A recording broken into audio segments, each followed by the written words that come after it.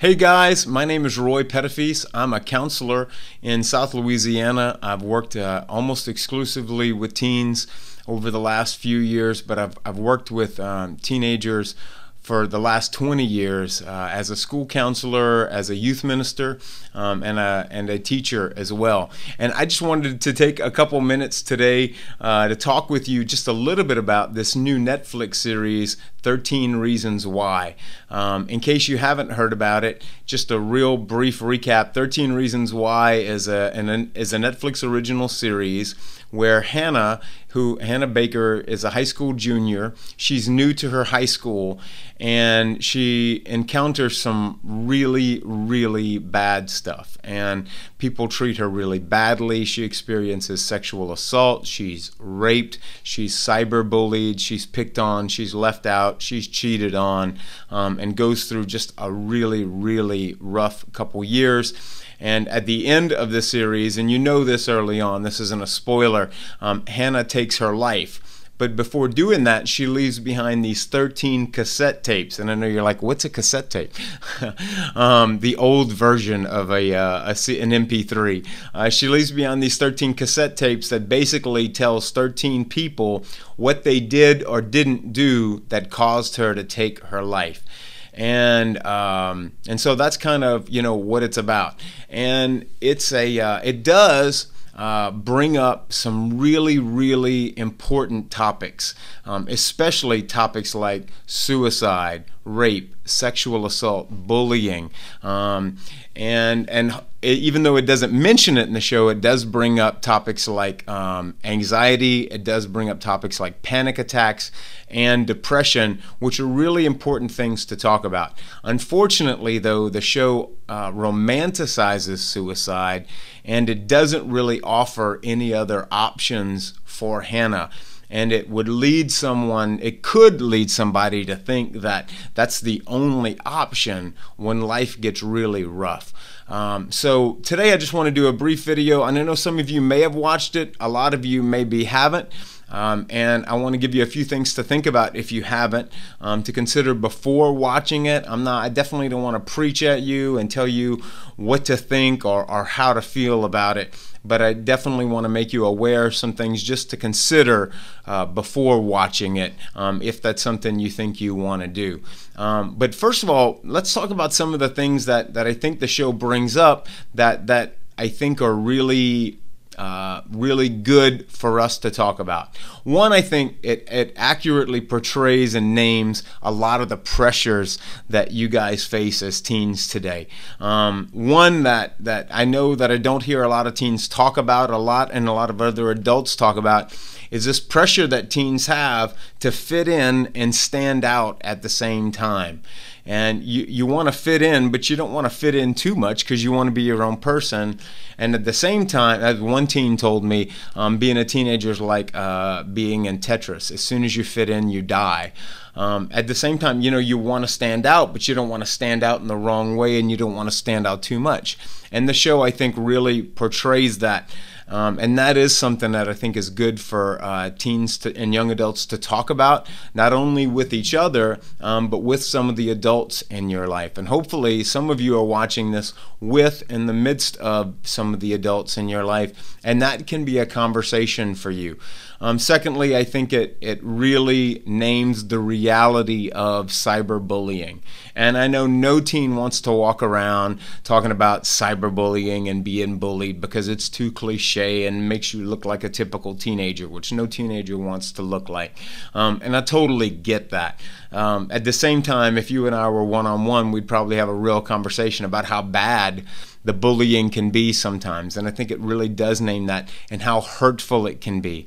In my own life, I was unmercifully bullied as a high school teenager and in middle school. Thank God we didn't have the internet and social media around at that time, but it certainly depressed me and brought me to a place of depression, and there were times where I did not want to live.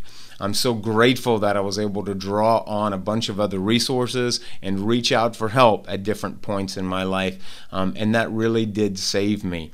I think it accurately names for what for a lot of girls is this experience of a double standard for guys and girls, that girls have these unrealistic, constantly shifting, impossible standards of physical perfection that you're expected to reach, whereas the same doesn't exist for guys, and how hard that is. I think it accurately names, in some senses, the experience of a lot of teens, how adults just don't get it. And maybe some of you are thinking, like, big bald guy, you don't get it. And you might be right.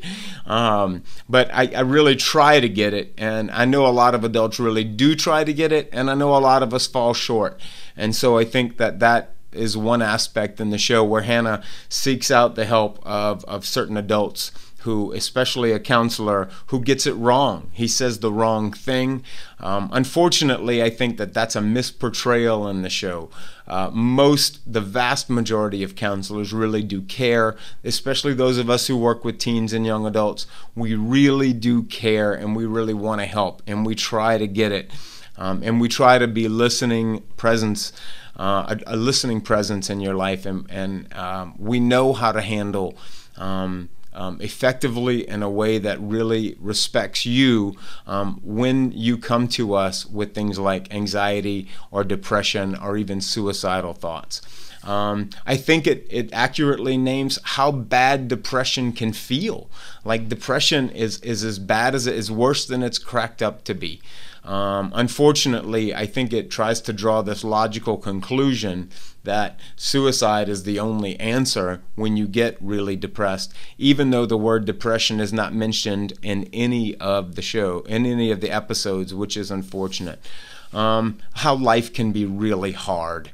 And I know you guys hate it. I hate it when adults patronize you and condescend to you and say, well, when I was in high school, and they don't say it, but they insinuate is that if I would go to high school, I would handle things better than you. And what you and I both know is that if any adult went to high school today in 2017, they would get their butts kicked.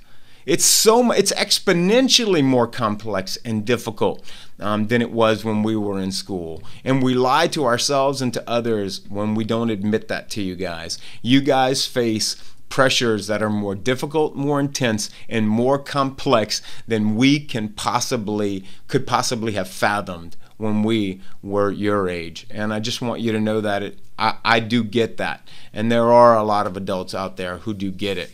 Some things to think about in case you're thinking about watching the show is that it has been, not can be, it's been out long enough it has been very triggering for a lot of young people who maybe are a little emotionally sensitive, who maybe have experienced things like sexual assault, rape, bullying, depression, anxiety, having suicidal thoughts, or knowing someone or had someone in their life who experienced those things. This show was really triggering for them. And what does that mean? It means that it brought up these intense, very painful, scary emotions that they didn't really know what to do with. And they just had to sit with it. And the only thing they could do was stop playing the show. And so please know that it has the potential for that. And while I know some of you are like, hey, I like watching scary stuff, I like watching edgy stuff, and I do believe that some of you could handle it. I do believe that. Like, I don't think for one second that there aren't people out there who can watch the show and be able to take from it implicitly make some deductions from the show of the positive message that the producers wanted people to get out of it. Unfortunately, what we're seeing is that a lot of folks can't. It's very triggering for a lot of people. It's very depressing for a lot of folks. And I have had people come to counseling because of watching the show, because of all the stuff that it triggered and brought up in that. So just please think about that. The next thing is that it's it romanticizes suicide, which suicide is not a romantic or glorious act, nor is it an act of revenge, which is what it seems like Hannah is doing in the show. And that's something to think about. I've worked with lots of teens who are suicidal or who have had suicidal thoughts, and revenge is the furthest thing from their mind. That is not the voice of depression. The voice of depression right before someone is in that suicidal state is not, hey, I want to get back at these people. The voice of depression, if depression could speak, it always lies. And what it says is, no one loves you, no one will listen to you, turn the lights out, go to sleep, get away from people, be quiet, don't ask for help, and take your life. That's what depression says, and it's the biggest liar in the world. And so just know that. There are graphic rape scenes and graphic suicide scenes which are horrendous. Horrendous. I've seen them twice, and they were triggering for me, and I'm a therapist. And I'm just putting that out there to really consider. Please, just please consider these things before, watching. It misconstrues suicide. I said that already. It doesn't offer alternative solutions. And the one that it does show Hannah approaching the counselor, it portrays this counselor as this bumbling, out-of-touch, clueless buffoon who does the exact wrong thing. And sure, there are adults out there and there are counselors out there like that, but they are the minority. And I'm so sorry if that's been your experience with a counselor, but that's not the majority. And there are certainly counselors out there who can be helpful. Notable thing that is lacking in the show is any sort of spirituality, any sort of religious practice or faith for Hannah. Our faith, especially for those of us, I'm Catholic Christian, for those of us who believe in Christ, is that He is our hope, that there is life after the many deaths that we experience in this life, the traumas that we experience, the depressions that we feel, the worries that we have, that there is life after that. And that is a huge, powerful coping mechanism, coping tool, skill, which is prayer and religious practice. That even though we don't even realize it when it's happening, that our participation in Mass, going to church, saying our prayers, being people of faith, going to youth group, doing things like that gives us a hope and helps us on some level. It doesn't make everything go away. I am not condescending to you here and saying that you can pray this away. I'm not. Because you can't, in a lot of cases, just pray it away. What you're going through and what you may have gone through, especially if it's difficult like depression or severe anxiety, you cannot just pray that away. But praying and doing all these other things can give you hope and help you to get through it and realize that there is life after high school, there is life after a depressive episode or a panic attack, or life after somebody does something incredibly horrific to you, or things that are incredibly horrific to you. Suicide is a treatable mental illness in 90% of the cases. 90% of the people who end up taking their lives had a treatable mental illness, such as depression or bipolar disorder, that could have been treated. And so please know that. It condenses and overly dramatizes some aspects of teen life. And that the teens who have watched it tell me that. They're like, it's really condensed. It's really condensed and it over dramatizes certain parts of it. And, as one teen told me, she's like, we don't talk like that face to face. We might text like that, but we're not talking like that in the hallways. We're not always that clever. And certainly somebody who's about to take their life and complete a suicide, like Hannah does in the film, they're not that glib and funny as they're making their suicide notes or, in this case, audio cassettes. One big miss that I think it has is that it only shows one teen, Clay, is feeling awkward, when in my experience, many teens, most teens, feel very awkward, at least at some point. I haven't met one teenager, I haven't met one person on the planet, an adult or teen, who doesn't feel awkward sometimes. And so that's normal. That's normal to feel awkward. Most teens mask a lot of their insecurities and a lot of their feelings of awkwardness behind bravado or being overly confident, when the fact is that a lot of teens can relate to a guy named Clay in the show, who is very socially awkward and is awkward around girls. Some things to consider for you, just a couple of parting thoughts. Thanks so much for hanging in there. I know this is really long. One is that most of you will not be valued and fully appreciated while you're in high school. When I say that to teens, in groups, they come up to me afterward and they're like, "Thank you so much for saying that." But it's true. I wasn't. The majority of teens that I worked with when I taught in a high school and counseled in a school weren't appreciated in school. High school, traditional high school, and middle school only measures a couple of things: physical perfection and physical beauty, a very high, sophisticated level of social skills, which is not the norm, extreme intelligence and extreme intelligence in one domain of intelligence, which is the ability to be able to process and remember and bring back and articulate data on standardized tests and on test scores, and your ability to write.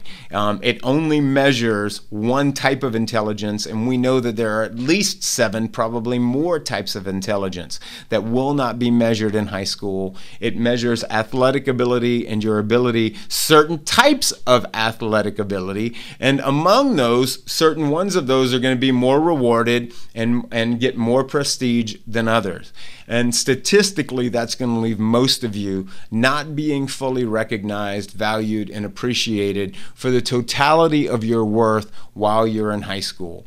And because it's so nebulous and so hard to measure, it's impossible to measure how well someone is doing spiritually. And I know that certain programs and certain schools try to do that. Your spiritual worth and your interpersonal worth cannot be measured in a high school setting, and is certainly far beyond how anyone treats you or how anyone ignores you or bullies you or were to rape you or hurt you in any way, physically or emotionally. Your worth far surpasses those things. Those things are real. They're very real. And very hurtful, but you are worth so much more than that. And like I said, trauma is real, but it doesn't have to be the end of the road, and it does not have to be fatal. And while I know a lot of you don't want to ask for help, I just want to let you know it is okay to ask for help. It is okay to ask for help. And I sit with teens every day who are so grateful that they asked for help for one of their friends, they asked for help for themselves, someone asked for help for them, and they finally got the help that they needed, because you don't know what you don't know. And so you're like, wow, how's counseling going to help me? Well, if you've never done it, and you've never sat with a counselor who you thought was really great, who really got you, who listened to you, who understood you as much as any other person can understand us, you know that it really can be helpful. And so what I want to leave you with is, if you're experiencing like severe anxiety or depression and thoughts of suicide, please reach out to your pastor, your priest, your youth minister, your teacher, your parents. And don't stop at just one person. If you reach out to one person and one person you feel like doesn't get you or doesn't help you, please go to the next person. Your life is worth more than just 1 or 2 people asking. Ask until you get the help you need. There is life beyond high school. And as hard as your life might be right now and might get at some points, there is life beyond high school where you'll have more freedom, you'll have more options, and it can and will get better if you persevere. Guys, thank you so much for listening to this. I'm praying for you. God bless you. Thank you.